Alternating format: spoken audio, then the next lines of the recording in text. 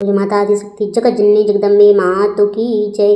बोले परमहंस शिवराज श्री शक्ति पूज्य महाराज की जय। बोले पंच ज्योति शक्ति तीर्थ सिद्धाश्रम धाम की जय। बोले सच्चे दरबार की जय।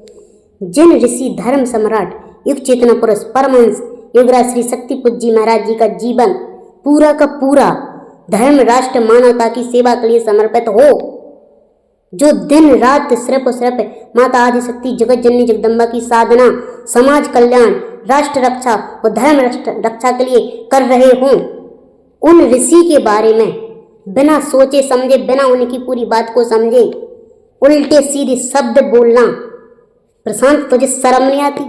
तुझे लाज नहीं आती? सफेद सिंहों की सांड, तुझे शर्म आनी चाहिए नीच व्यक्ति कि तुम उन ऋषि के बारे में बिना सोचे समझे क्या क्या उल्टे सीधे शब्द बोल रहा है, जिन्होंने आज से नहीं, लगभग जब तेरा जन्म भी नहीं होगा तब से लगभग 28-30 सालों से वो चुनौती विश्व धर्म राष्ट्र रक्षा के लिए देते आ रहे हो। आज उन ऋषि के बारे में तुम जानता क्या है जो उल्टे से शब्द बोल रहा है? तुझे समझना चाहिए था पहले उनकी चेतना को, उनकी चुनौती को, उनके लक्ष्यों को, कि क्या कह रहे हैं वो, क्या चाह रहे हैं समाज से, क्या समाज में परिवर्तन कर रहे हैं वो। सुन, आज उनने अपने जीवन में इतने शक्ति साधक तैयार कर दिए अपने चेतना तपस्या के दम पर। लाखों करोड़ों शक्ति साधक जो नशे में धुत रहते थे, ऐसे लोगों के जीवन में नशा मास से मुक्त चरित्रवान चेतनावान जीवन जीते हुए आज शक्ति साधक बना दिया है। तूने क्या किया है जो तुम आज उनके बारे में उल्टे सीधे शब्द बोल रहा है, जो एक ऋषि है, जो ऋषियों की परंपरा को समाज में फैलाना चाहते हैं, एक संघर्ष वाला व्यक्ति, संघर्ष वाले समाज को बनाना चाहते हैं।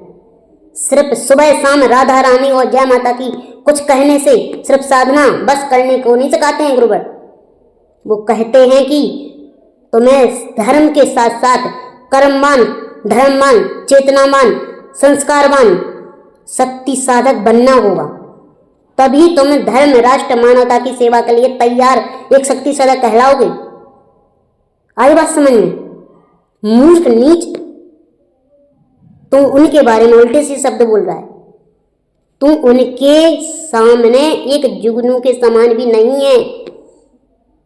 क्यों तुम फड़फड़ा रहा है फालतू का? तुम उनके जीवन के बारे में पहले समझ। उन्होंने क्या कहा था? यही तो कहा है, क्योंकि उनका पूरा जीवन धर्म राष्ट्र मानवता की सेवा के लिए समर्पित है। वो तो जहां भी गलत दिखेगा वहां वो उसका विरोध करेंगे।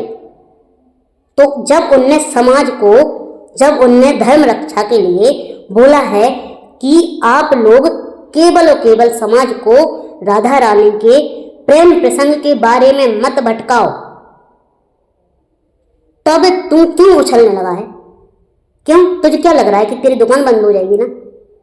क्योंकि इसके अलावा तो कुछ नहीं देता समाज को, कुछ प्रेरणा नहीं दी तूने आज तक समाज को। क्या प्रेरणा दी बोलो? इसके अलावा कुछ और ज्ञान दिया तूने समाज को? सिर्फ राधा रानी और भगवान श्री कृष्ण, जिन्होंने महापापी कंस जैसे कई पापियों का नाश किया, उनको सिर्फ एक राधा रानी के प्रेम प्रसंग में भटका के रख दिया तुमने। और तुम फिर बोलता है कि इनने राधा रानी का अपमान किया। तुझे शर्म नहीं आती? नीच, सफेद सांड, तुझे लज्जा आनी चाहिए उन ऋषि के बारे में बोलते हुए, जो दिन रात साधना कर रहे हैं, साधना तपस्या कर रहे हैं। तू कितनी साधना करता है? तुम जब तेरा जन्म भी नहीं हुआ तब से परमहंस शिवराज श्री शक्ति पूज्य महाराज चुनौती क्या पेश कर रहे हैं पता है तुझे? सिर्फ ग्रंथों को रट लेने से, रट्टू तोता बन जाने से समाज का कल्याण नहीं होने वाला। आई बात समझ में? समझ तुम पहले। तुम माता राधा रानी की साधना करता है ना? कितनी करता है बोल? तूने माता राधा रानी के दर्शन प्राप्त किए हैं? तेरे सातों चक्र जागृत हैं? तू साधना के दम पर असंभव से असंभव कार्य करने के लिए तैयार है? कर सकता है तू तीनों कालों का ज्ञान रखता है, क्योंकि वर्तमान और भूतकाल का ज्ञान तो हर कोई रखता है, लेकिन भविष्य काल का ज्ञान तुम रखता है? तेरी कुंडलिनी शक्ति जागृत है? क्या है तेरे पास? बोल नीच। तू साधना का सा भी नहीं जानता है उसका अर्थ।